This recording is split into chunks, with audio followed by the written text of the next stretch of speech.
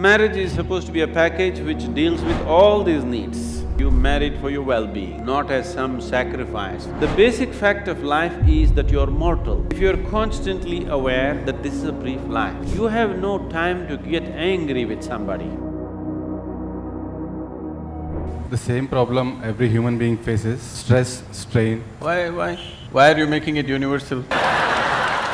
You're assuming that. Okay, you are stressed and strained and what? Tortured. Getting married and traveling on the path of yoga to reach to the destination, and not getting married, going on the path of the yoga. Which one is the best way? So he has named his wife and children as stress, strain, torture. I don't want you to travel on the path of yoga. Whatever goddamn path you're traveling on, take yoga with you. Whether you go north or south, if it is dark, you take a torch, isn't it? Only northward people take torch, southern people take darkness with you. Is there such a thing? No. So, you getting married is because of your needs. You were not born with your wife, were you? You were born like this, a complete human being. Because you have certain needs, physical, psychological, emotional, maybe financial, various needs. Marriage is generally supposed to be a package which deals with all these needs. Physical needs, psychological needs, emotional needs, social needs, sometimes financial needs also. So it is a comprehensive package that if you get married, all these problems are solved in one shot. Sometimes they may refuse to fulfill some of your needs, so you get stressed, strained and tortured.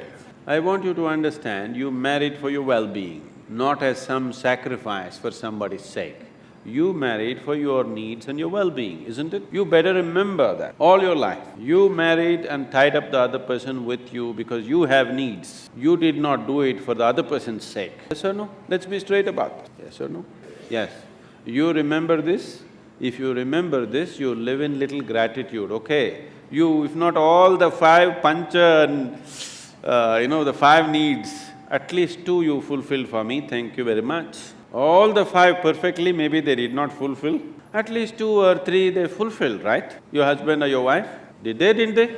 If they did not fulfill anything, I don't think you would be there by now.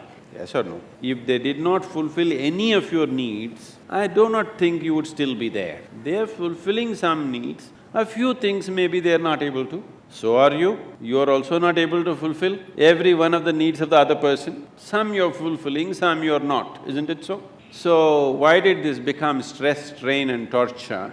Whichever way you have made it, till now, it doesn't matter. If you're willing, in 3 days' time, it doesn't matter how bad your situation is, in 3 days' time, you can bring it to a semblance of peace. If not love, if not ecstasy, at least you can bring it to a peaceful state in 3 days' time if you are willing, 100%. Yes or no? At least you can shut up, simply, whatever happens. Peace will happen and maybe they will love it.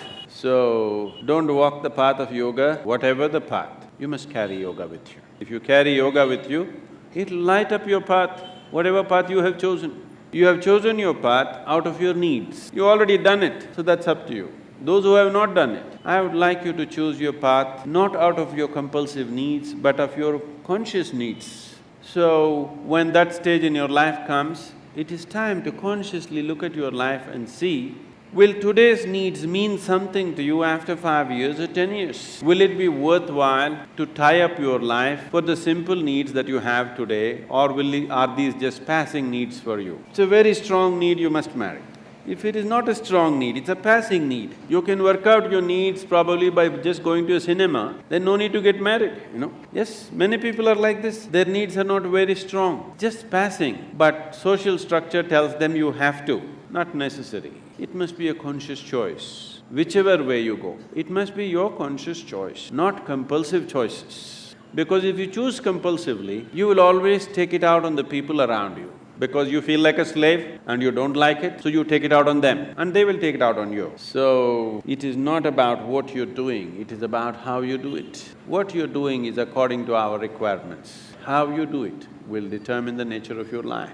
Is it an advantage to walk single rather than walk with people? Yes, if you want to walk rapidly. In Africa there is a saying, they say, if you want to walk quick, walk alone. If you want to walk long, walk in company. If you're making a long distance journey, it's better to have company. If you are walking a short distance and very quick you want to walk, it's best to go alone. Gautama said another thing. When somebody asked him the same question, he said, "It is better to walk alone than to walk with a fool." Because by looking at you, he is very clear, who else will marry you? So that is Gautama's way of working. So he said, he's always discouraging people to take company. He said, "This life is a brief walk. Why do you need company? When you leave this body, it's a long place, there I will be there. This is the offer. But you think life is long, so maybe you need company. If you need company, you take it. But how you conduct this company is very important. If you want to conduct this sensibly, one of the most important things that you need to do, particularly with your children, you must do this, is your psychological and your emotional framework should be around the basic fact of life. The basic fact of life is that you're mortal. Your psychological and emotional structure should be formed around your mortality. This is most important. If you're constantly aware that this is a brief life, any moment you'll fall dead actually, then you would organize your life and conduct your life in a certain way. When you know time is ticking away, any moment you'll be knocked down, you have no time to get angry with somebody, isn't it? You have no time to fight with somebody here. You have no time to sit there depressed for a long period of time because tick, tick, tick, tick, it's going away.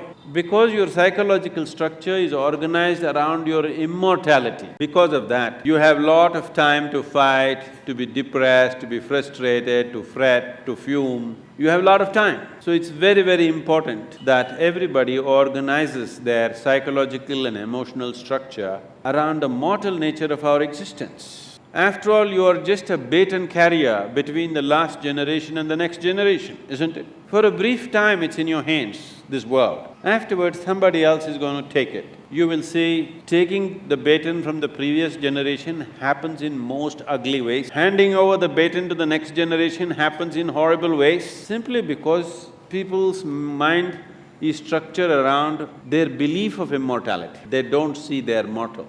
If you're constantly aware that you're mortal, sense will naturally dawn upon you. You will have no time for foolishness. Suppose you're aware that tomorrow you're going to die. Would you spend today fighting with somebody? Because your time is ticking, isn't it?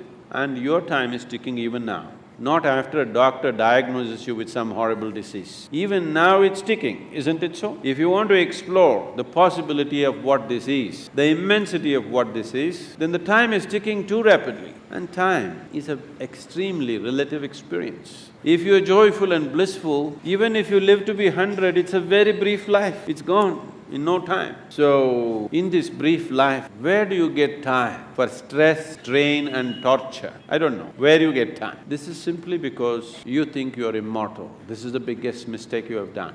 It is just a brief journey. You must conduct it as gracefully, as blissfully as possible.